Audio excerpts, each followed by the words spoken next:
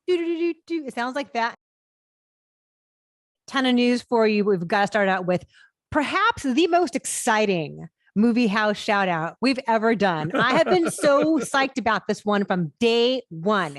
It is the Colonial Theater in Phoenixville, Pennsylvania. Why does this place matter, you might ask? Because they are the home of Blobfest. That's right, Blobfest. Have you seen the movie The Blob? If you haven't, the original Blob from 1958 with a very young Steve McQueen, it was shot at the Colonial Theater. And a cool thing they do every year is this event called Blobfest, where they show the blob and everyone goes running out of the theater to reenact that scene at the end as the blob is like oozing through the projectionists. They've been around for over 100 years and they show art house movies and they do all kinds of great events. It's a beautiful theater. But this thing that they've become known for over the years is Blobfest, which is now extended to a 3-day event with like a whole big art festival and a 5K run. And there are different levels of kinds of tickets you can get for the run out. Anyway.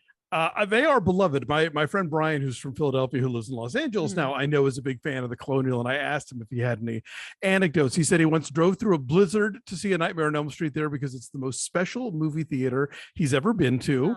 That after living here for a while, when he went back home, he knew he had to go to a movie there. And then when he walked in, he got very emotional because it's an important place to him from when he lived in PA. It's the one thing he misses about the East Coast, and it's where he saw Stop Making Sense for the first time. So this is that kind of theater that really like sticks with people. So we're very excited to talk about them this week. Yes, indeed. And we're also reviewing the Blob this week, the original Blob, which is on the Criterion Channel. Because it's cinema. Ta-da!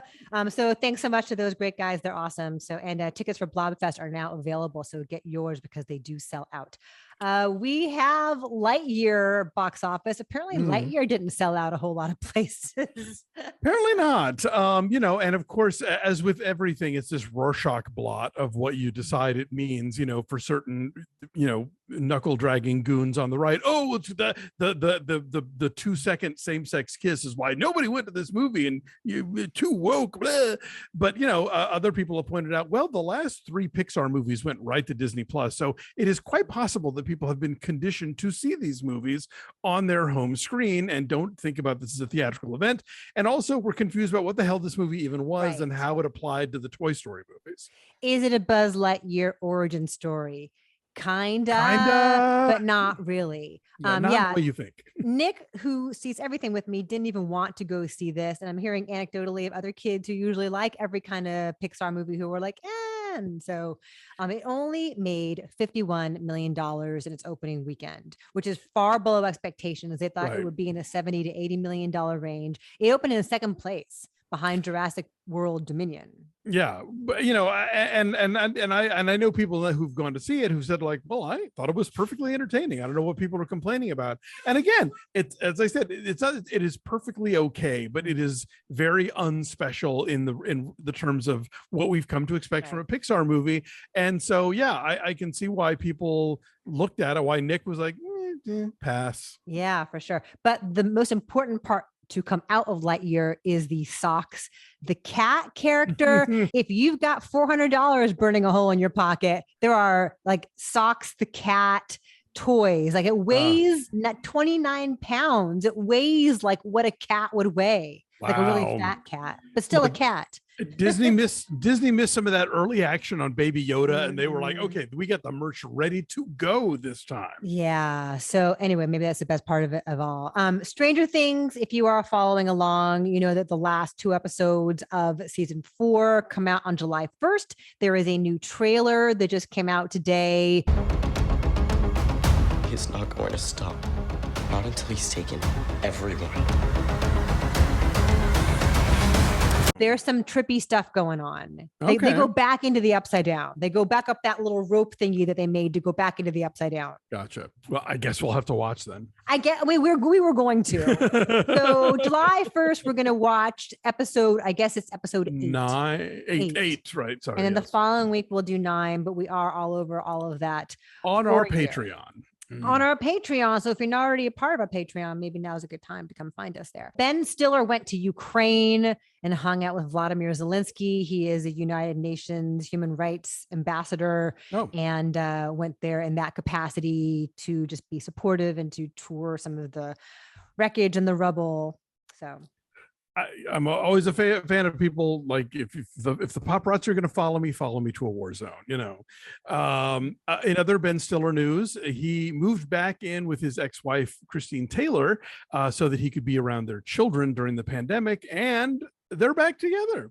There you go. Congrats. It's a big week for Ben Stiller. That is a pandemic rom-com waiting to be made. That's a really good point.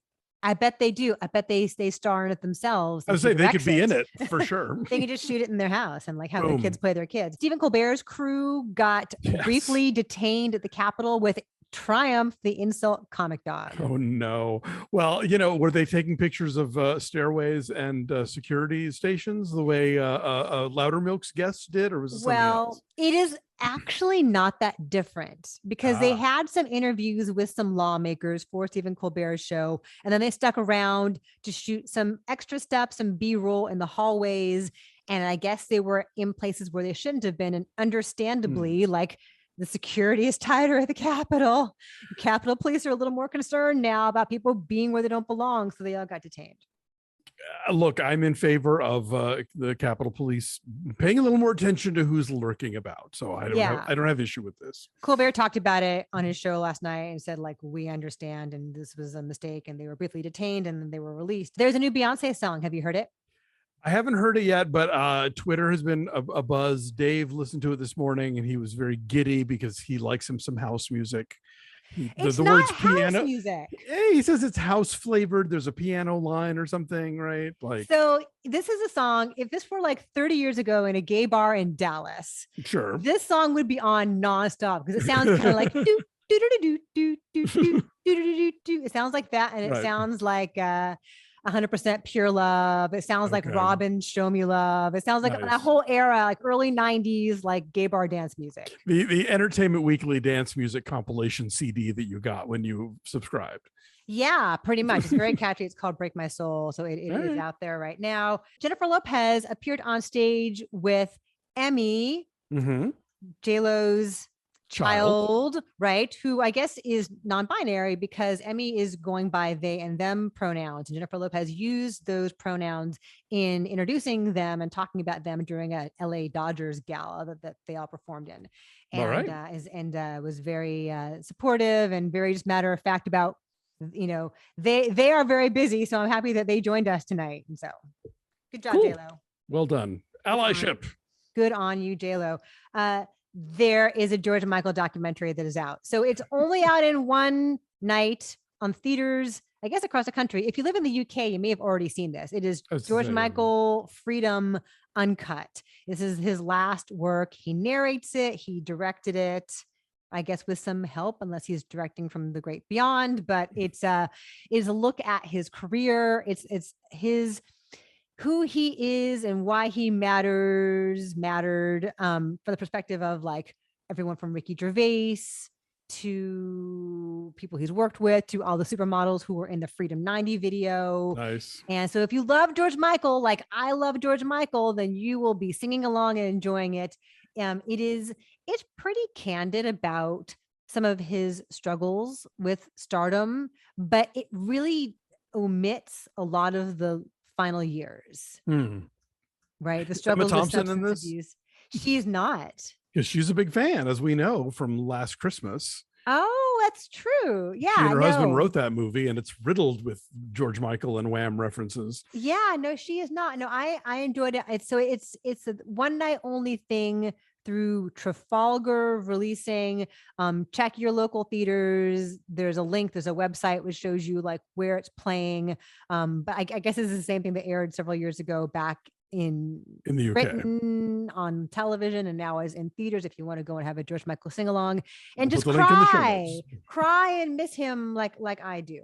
If you miss the Bob's Burgers movie when it was in theaters, it is going to begin streaming on Hulu on July 12th. So you can watch it at home and have all those songs stuck in your head.